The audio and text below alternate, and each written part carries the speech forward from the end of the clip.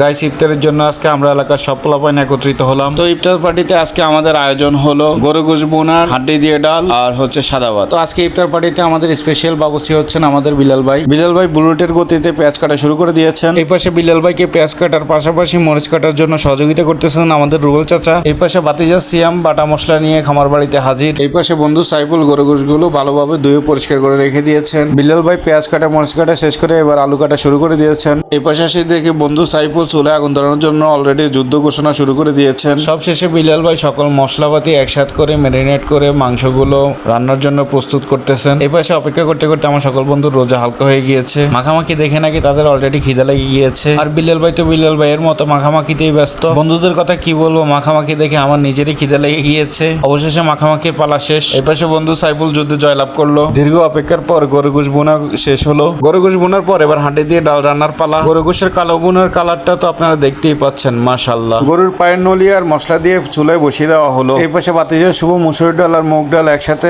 ধুয়ে ভালোভাবে পরিষ্কার করে রেখে দিয়েছে। অবশেষে রান্নার অপেক্ষার পালা শেষ। এইবারের অপেক্ষাটা হচ্ছে মাগরিবের আজানের, কিন্তু তাদের কি আর দেরি সহ্য হয়? আজানের বাকি এখনো 20 মিনিট, কিন্তু তারা প্লেটে ভাত নিয়ে বসে আছে। তো সবশেষে সবাইকে জানাই রমাদান মোবারক। সকলে ভালো থাকবেন, আল্লাহ হাফেজ।